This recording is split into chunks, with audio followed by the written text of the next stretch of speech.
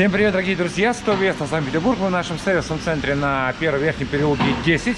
И сегодня на этом замечательном автомобиле Lada Vesta в кузове седан мы производим внеплановое ТО. Что это такое, с чем это едят, сейчас вам расскажу.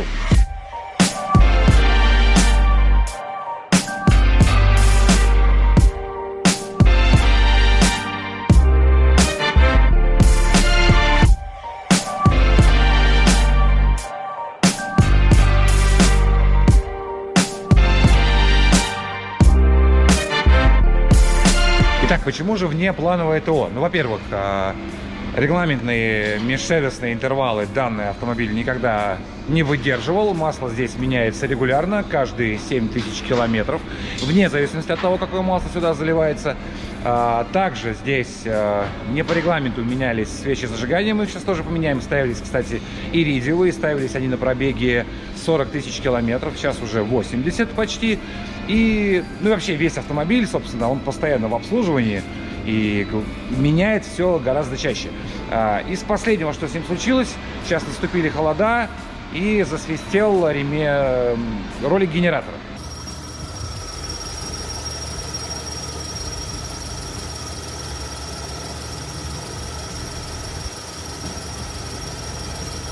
Собственно, приняли решение, что надо просто это все заменить. Тем более, что ремень ГРМ на этом автомобиле мы меняли на пробеге 60 тысяч. Мы ставили полностью комплект ИНА, и помпа, и ремень, и роль. И ролик у нас был Коя, японский, металлический. Вот. Ну и, собственно, вот наступили холода, повторюсь, и ролик начал ремня генератора свистеть. Тут, собственно, автовладельцы делятся на несколько категорий. Кто-то говорит о том, что не лезь, пока не сломается. Ну, понимаете, о чем я. Кто-то меняет сразу, при замене ремня ГРМ меняет и ролик генератора, и сам ремень генератора. В данном случае на этом автомобиле все происходит по факту. Вот он засвистел, и недолго думая, было принято решение его заменить.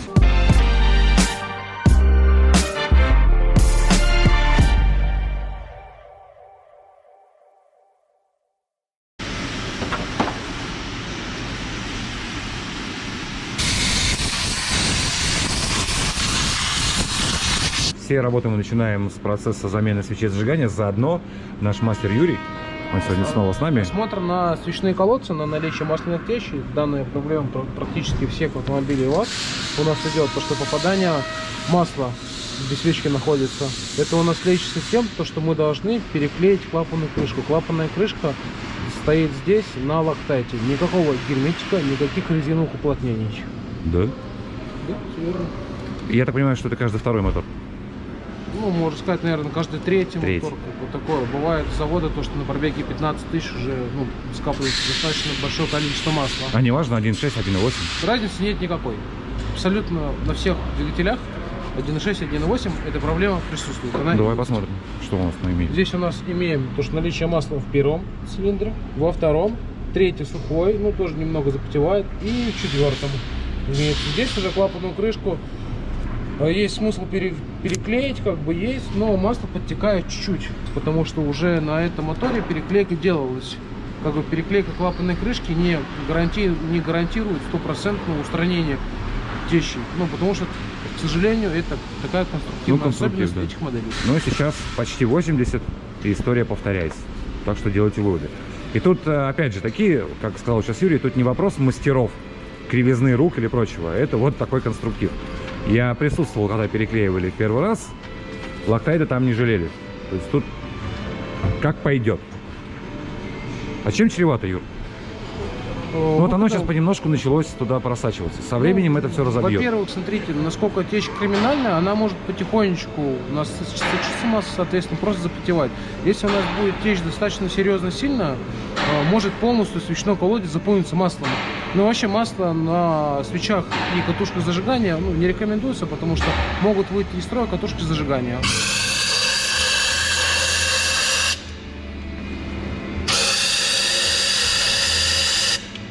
В двух словах скажешь что-то нам? Вот, друзья, иридиевые, ТТ, все дела, Денса, как они по состоянию? Хорошее состояние, не красное, самое главное, чтобы не были копоти, нет, черный, все в порядке, как бы, нормальная топливная смесь, сгорание, все вовремя происходит, все топливо сгорает. Вообще, друзья, нет угара масла. Ну да, вообще я поясню. На самом деле, как показывает практика, для данного автомобиля такие свечи не нужны. Иридиевую нет, здесь достаточно обычный вещи покупать, который меняется каждые 30 тысяч. Иридиевую, ну, уже если вы сами хотите, ну, конечно, можете приобрести и установить. А типа зачем их ставят? Чтобы что?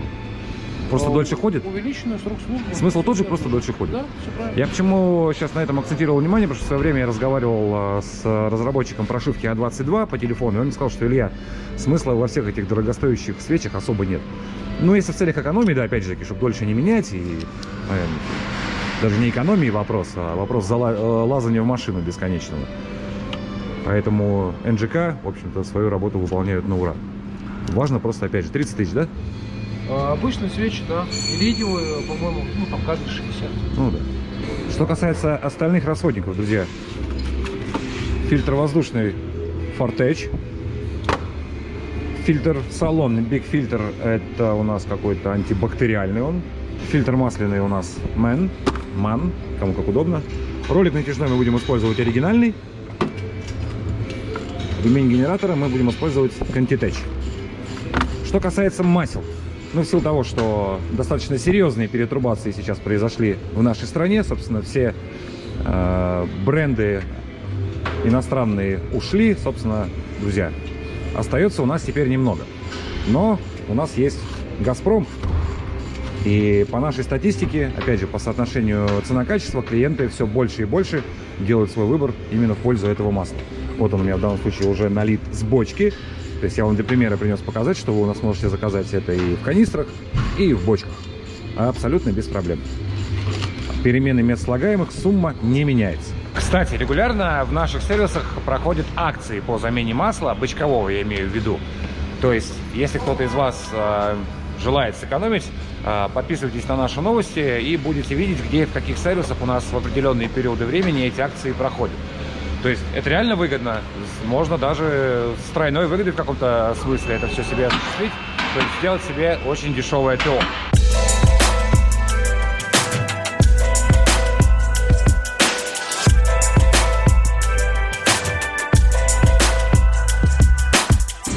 Осмотр катушек не выявил ничего криминального? Да, все чистенько, все хорошо, контакты без коррозии, ничего, все в порядке.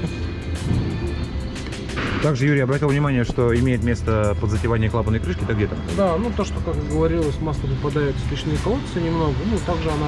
Травит со всех сторон. Масло, да, поступает снаружи с клапанной крышки, соответственно, ну, масло у нас поступает здесь, на стыке, и я думаю, если посмотреть на все клапанные крышки, вот здесь вот тоже уже начинает потихонечку масло у нас выходить. Ну, непонятно, видно это на камеру нет, но поверьте просто, да, вот я вижу глазами. Да, ну, легкое запотевание. Как, ну, что я говорю, с срочностью, ну, в данной процедуре здесь нет. Ну, к лету. Скорее всего, да, после зимы можно будет провести контрольный осмотр. Если там уже течь проявится более сильная, уже можно делать.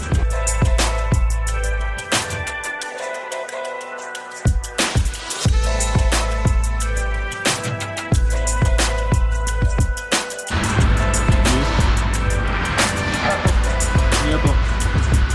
Еще? Есть. Все, хорошо. Что там, Юр? Ну, есть, ну, незначительный люфт рулем наконечник. Вот он тебя только вот на днях вот начал люфтить. Прям слабо-слабо появился. Надо заменить? Ну, тоже прям срочности нету. Но я думаю, в следующем месяце, скорее всего, тебе понадобится будет сделать. Ну и вот вам, пожалуйста, полезность внеплановых осмотров автомобиля. То есть вот, кто бы знал. Только мастер может это понять.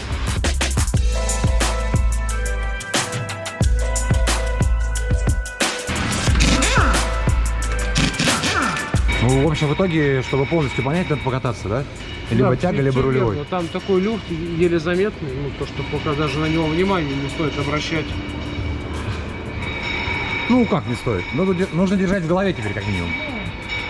Что касается ремня генератора и ролика.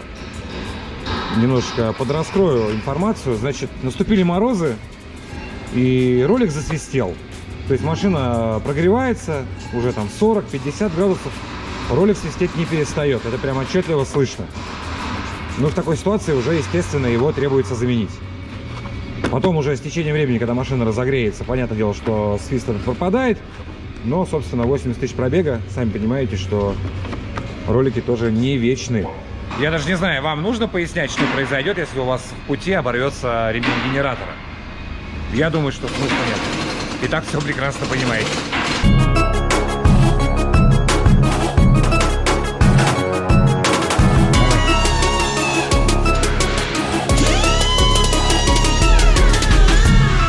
Слушай, они для посвященных. У нас этот ролик, он же натяжной, да? Саморегулирующийся там какой-то. Ролик, да, он просто защелкивается, как бы, но не в том, что... Но не будет, как у Приоры, когда надо было да. еще 15 раз туда залезать, его подтягивать. Не будет. У нас ремень такого типа, как эластик, тянущийся. Вот, это если сами приобретаете запчасти, да, там, подписчики, ну, обращайте на это внимание. Просто можно купить обычный ремень данной длины, и он у вас будет свистеть сразу же там через 1000-1500 пробега. Потому что он вытянется, и все. Вот этот ролик, он его поднатянет, и все, ну, моментально вытянет. Он не будет эластичным, он обычный. Это мы говорим о том, если клиент где-то покупает. Он, если это где-то клиент отдельно покупает и продается, ему продают обычный ремень, а не эластичный ремень. Дай нам какую-то рекомендацию по ремням. В чем там разница? Смотри, То, что ремень у нас, соответственно, имеет размер. Ну. Соответственно, пишется вот 6 ПК, 6 ручейков и размер, его длина. Если мы как бы ремень разрежем и померяем, будет длина у нас 10,39. И всегда на автомобиль Lada Vesta, двигатель 1.6, 1.8, нужно покупать ремни типа эластик, так как у нас роликов натяжных нету так таковых, потому что вот этот ролик, он у нас и обводной, просто в простонародье паразитный ролик, и натяжной сразу же идет. Он защелкивается, ремень натягивает и держит ремень в своем положении, в котором он должен быть натянутый. Если вы покупаете ремень 10.39 без маркировки эластик, вы ремень натягиваете один раз, катаете всего лишь там 1000-1500-2, и у вас все, у вас ремень моментально вытянут, начинается проскальзывание ремня, всякий свист, скрип непонятный при движении, что сразу же, ну, ведет повторную замену ремня. Но вообще вы покупаете ремень не эластичный. Вообще, ввиду всех последних, опять же, событий в стране, сейчас крайне много стало фальсификата, поэтому, друзья, наша рекомендация не придумывать, покупать все в сервисный центр, не где-то там. Верно. У нас всегда запчасти в основном все в наличии, можно спокойно приехать, ну и цены не особо, ну там дороже могут есть, чем же купить на стороне потом 2-3 раза. Слушай, я думаю, что скоро люди уже будут не смотреть на цены, лишь бы купить оригинал. Вот, кстати, Все опять же такие у нас, повторюсь, мы используем оригинальный ролик, и ремень у нас Contitech. Что в этом ремне? Мы вот видим то, что как раз таки ремень 6-ручейковый 1039, Ну, видите, есть марка Elast, потому что ремень эластичный. давайте теперь обратим внимание на ролик, который был установлен здесь с завода. Ну, крутится да, на самом деле достаточно плотно. Можно попробовать его раскрутить воздухом и послушать. Но сейчас мы, скорее всего, ничего не услышим, Ну да. потому что, ну, сам даже ролик в руках ощущается то, что теплый. Ну, он теплый, там должен быть холодным. Да, чтобы нужен понимать. на холодном. Там же тоже смазка, все дела внутри, да? Все верно, да. Ну вот, пожалуйста, пытаемся раскрутить. Тугой-тугой. Да. Ну, такого быть не должно. Ну, сейчас ради интереса новый, да, сделаем ту же самую процедуру. Попробуем. Вообще, опять же, друзья, тут как бы мир автовладельцев делится, как всегда, на 15 тысяч категорий. Но есть же рекомендация при замене ремня ГРМ сразу и ролик этот менять. Ну и ремень генератора. Я понимаю, это просто накладно по деньгам, поэтому многие люди, ну, собственно, там откладывают этот процесс. Но вообще есть такая постанова, да, что меняешь ремень ГРМ, еще и это поменяется.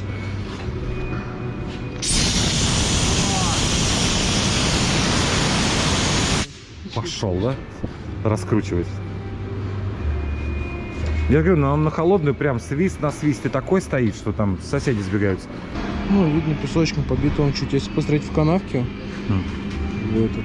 Не знаю, Видишь, нет? передаст Ну, камера? видно, Ну я-то видно, вижу, да, глазами, да. видно. Да, и он весь такой. по всему. Повидавший виды. Да. Чтобы понимали, ну как бы не здесь, не в наружной части, а там внутри. Ну, Ну, да. камеры это не передать. Да. Что касается масел, опять же, друзья, по линейке «Газпром» у нас все масла в наличии, по всем допускам. Абсолютно никаких проблем с этим нету. Всегда у нас полный склад забит, в том числе и бочковое. Всегда к нам привозят. Подвоз осуществляется просто стабильно. Поэтому смело приезжаем и меняем. Вообще, друзья, данное масло рассчитано на сколько тысяч пробега? 15? 15. Но оно выдерживает 15? Нет, всегда, ну, в реалити города, ну, 10 тысяч, либо ранее, там, 1008 хотя бы. Ну да, потому меняйте что масло. моточасы никто не отменял. Машина стоит, масло все равно крутится. Мотор заведен, даже если вы не едете. Поэтому на десятку тысяч километров лейте смело. Контрольный замер. Все в порядке. У нас получается 4 литра это полный щуп или почти полный? Ну вот здесь по щупу, вот же литр плюс-минус. Должен быть полный. Соответственно, мы сейчас просто автомобиль заглушили Ну, и показывает, видите, неполную отметку.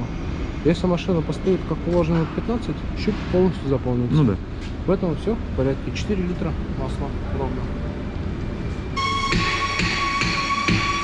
Все бактерии, говорят, собирать. Да, ты знаешь, почему он антибактериальный? Ну, Потому что он еще угольный. угольный. То есть там вообще 3 в одном. Ну и утро следующего дня, друзья. Контрольный тест. Минус 8 у нас на приборах. Мотор я еще не запускал. Сейчас посмотрим, что мы имеем.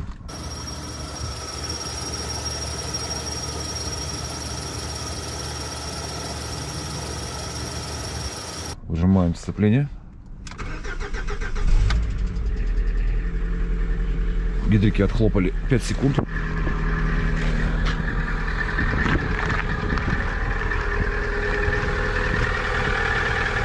Нет, все, свиста нет.